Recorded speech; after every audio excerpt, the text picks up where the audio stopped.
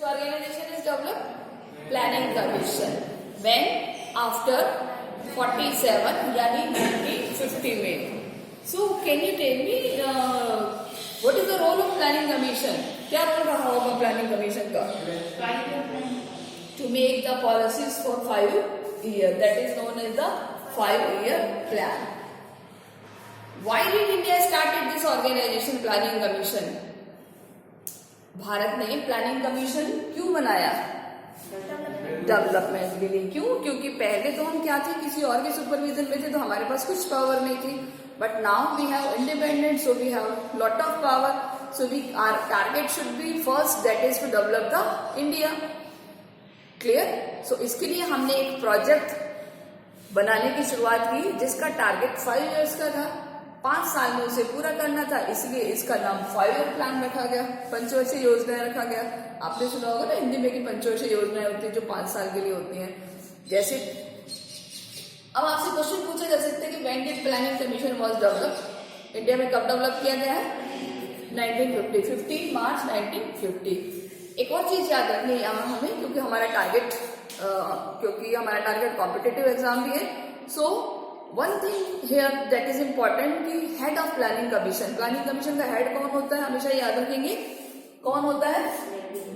PM. Country का PM क्या होता है? प्लानिंग कमीशन का हेड. ये याद रखेंगे. जब जब भी प्राइम मिनिस्टर चेंज होता है तब तक प्लानिंग कमीशन का हेड चेंज होता है.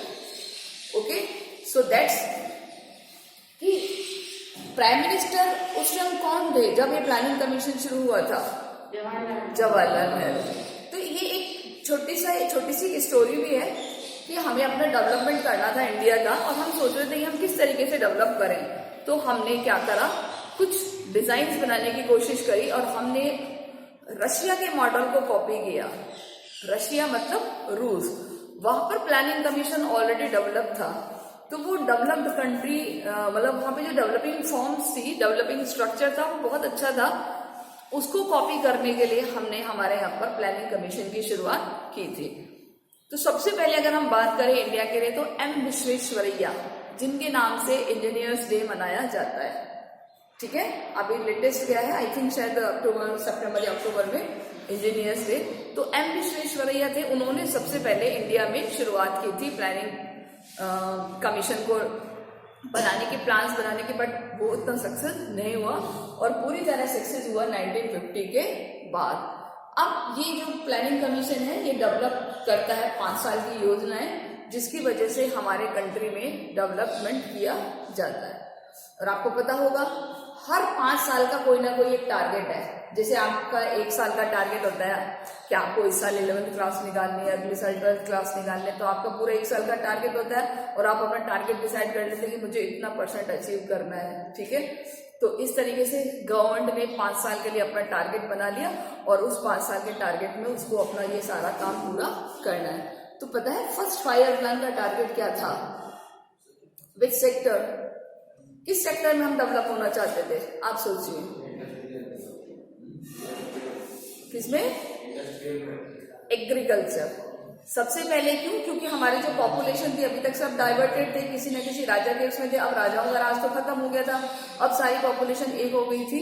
तो सबसे पहले हमें अपने एग्रीकल्चर सेक्टर में इंप्रूवमेंट करना था, ताकि क्या बढ़ सके? प्रोडक्शन. और प्रोडक्शन बढ़ेगा तो लोगों की नीड पूरी होगी. ठीक है, फूड सफिशिएंट हमारी फर्स्ट प्रायोरिटी थी. जब घर में खाने को नहीं होंगे तो घर में वापस झगड़े होंगे, इसलिए भारत पूरा घर बन चुका था. अब उसमें सबसे ज्यादा प्रायोरिटी थी कि लोगों की बेसिक नीड्स को कैसे पूरा किया जाए. ठीक है, कि भाई आप सोचो कि आज ही हम मेट्रो ट्रेन बना दे, आज ही हम फ्लाइट्स और ये सब शुरू कर दे. अरे भाई ये सब चीजें तो बाद में, पहले खाना चाहिए ना. तो एग्रीकल्चर के सेक्टर में हमने अपने आप को सफिशिएंट करना शुरू किया. तो इस तरीके से हर 5 साल में हमने कोई ना कोई टारगेट डिसाइड किया एंड आफ्टर दैट हमने अपने आप को डेवलप करना शुरू किया. बट अगर हम आज की बात करें तो आज भी हम कंप्लीट डेवलप्ड नहीं है.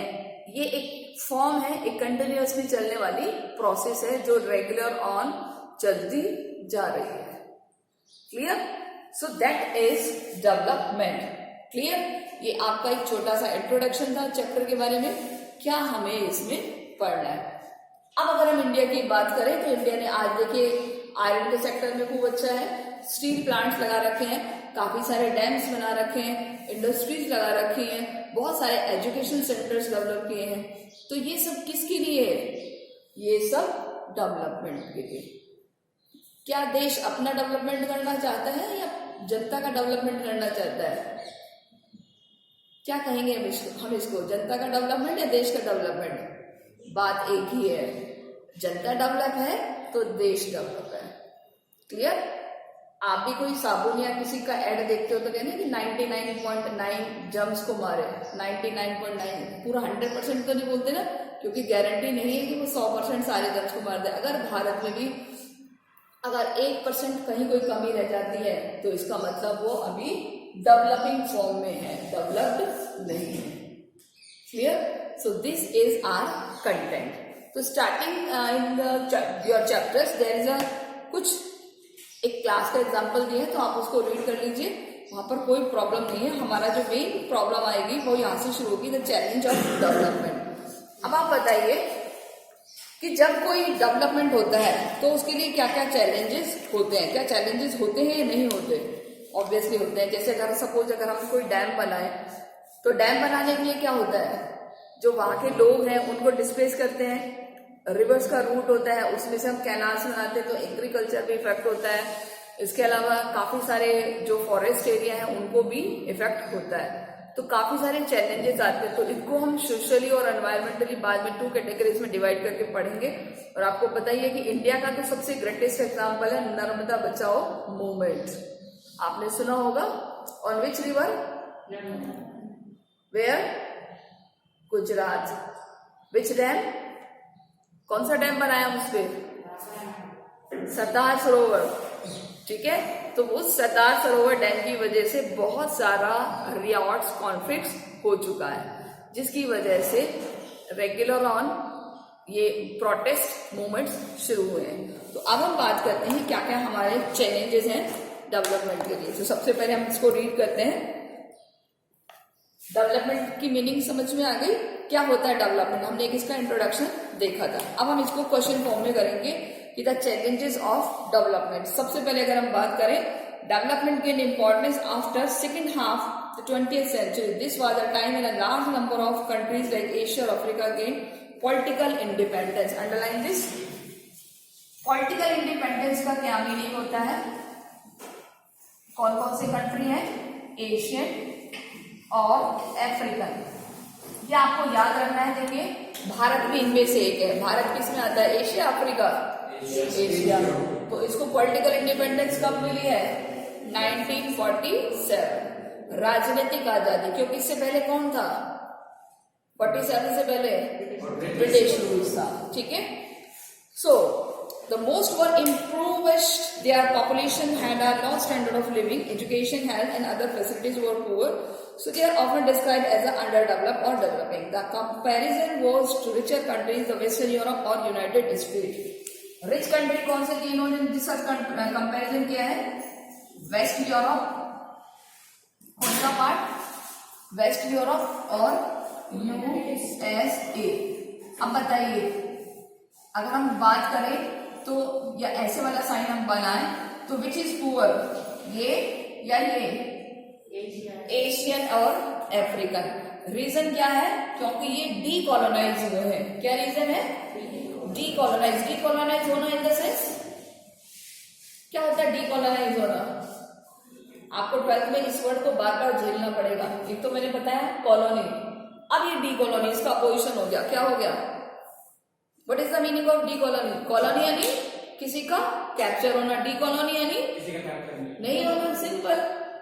तो मैंने अभी जैसे बताया था कि भारत को आजादी कब मिली है? 1947 में। यानी डीकोलोनाइज कब हुआ है? वो 1947 में डीकोलोनाइज होना यानी ब्रिटिश दासता से मुक्त होना, ब्रिटिश के चंगुलों से आजाद होना।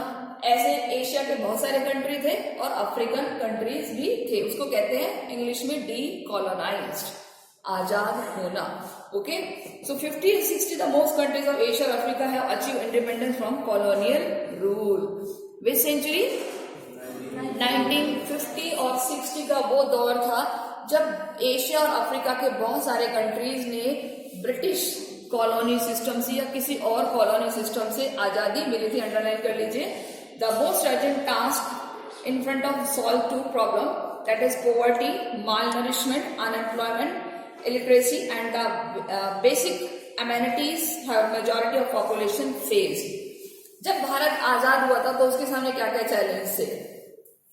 यही सब कुछ चैलेंज थे। क्या? पॉवर्टी। क्या क्या चैलेंज थे? पॉवर्टी, अनएम्प्लॉयमेंट, इलिटरेसी और हेल्थ और बेसिक नीड्स यानी बेसिक एमिनिटीज, बेसिक सुविधाएं। ये सारे चैलेंजेस किसके सामने थे? किसके सामने थे? इंडिया के सामने। तो लिख लो question, what was the challenges in front of independent India? आजाद भारत के सामने क्या क्या चैलेंजेस थे? Clear? So they argued that the reason why they were backward because under colonial rule the resources had been used to neither benefits but the benefit for the colonial master. So with the independence they could recognize their resources the best possible manner to serve their nation interest. अब हम जब आजाद हो गए तो क्या अब हम इसके लिए काम कर सकते हैं? Obviously yes. ठीक है? क्यों कर सकते हैं अब हम इस काम को? इंडिपेंडेंट है, हमें किसी को रिप्लाई नहीं करना, हमारी खुद की गवर्नमेंट है, हम जब चाहे जब जो भी काम कर सकते हैं। No one can interfere in our development process. पहले कौन इंटरफेयर कर रहा था? But now we are independent, so no one can interfere in our process. So therefore it was possible them to formulate such policies now to allow them overcome their backwardness and move towards achieving the stand of their former colonial masters. अब हमको क्या करना है? अब हमें अपने area को develop करना है। देखिए जो मैंने आपको क्वेश्चन लिखवाया है चैलेंजेस, वही हमारे क्या है? वो हमारे गोल्स भी हैं। क्या है वो हमारे गोल्स? मतलब अचीव करना, उद्देश्य, लक्ष्य। इंडियन गवर्नमेंट के क्या क्या गोल है? पॉवर्टी को रिमूव करना, अनएम्प्लॉयमेंट को रिमूव करना, इलिटरेसी को रिमूव करना, है ना? ये हमारे चैलेंज भी और यही हमारे गोल भी हैं। अब आप बताइए, क्या एग्जामिनर आपसे किसी भी टाइप से क्वेश्चन पूछे तो आप दे सकते हैं आंसर, है ना? चैलेंजेस और गोल्स। अब आप अपने क्वेश्चन में क्या लिख देंगे? Challenges oblique goals of the Indian government after independence. Clear? तो अब आप इसको चैलेंज की फॉर्म में लिखेंगे तो डायरेक्ट चैलेंज लिखेंगे, गोल की फॉर्म में लिखेंगे तो इनके आगे क्या लिखेंगे? End of poverty, end of. लेकिन आपको केवल पॉइंट लिख के नहीं छोड़ना, आपको उसको डिक्टेट भी करना है। कर देंगे आप dictate? Very easy. After independent, Indian government had decided to remove poverty from India. They have decided their goal to provide employment facility to remove the poverty. Clear? Line लिख दी, आपका माइंड में थोड़ा डेवलप हो गया। Unemployment in India, there is many of person unemployed. So Indian government has started some project which provide employment facility. When people will earn, they will enhance their living of standard. उनका living of standard बढ़ जाएगा। Clear? तो इस तरीके से हमें ये question करना होगा। ओके? क्लियर? क्वेश्चन हम करेंगे। The concept of development has undergone many changes over the years. In the initial year, the focus we are catching up which terms the economic growth and the modernization of society. हमारा target क्या है? Economic growth और modernization of society. Modernization in the sense social development. जितनी भी कुरीतियां हैं, बुराइयां हैं, उन सबको रिमूव करना। ओके, ये भी हम लिख सकते हैं। इसके अलावा developing countries adopting goals like faster economic growth through the industrialization, modernization, agriculture, extending and the modern education. So it is believed that the state was not only agency capable to initiating the kind of social economic change the many country embark upon ambitious project of development, often with the help of loans aid of the developed countries. अगर कोई country पिछड़ी होती है, back होती है, तो क्या वो डेवलप्ड कंट्री से लोन ले सकती है, नहीं ले सकती? यस, लोन लेकर के भी वो अपना डेवलपमेंट कर सकती है. सो आई थिंक स्टूडेंट्स आपको समझ में आया होगा. So enough for today. We will meet in the next video. Till then, take care. Goodbye and solve all the homework in your notebook. Take care.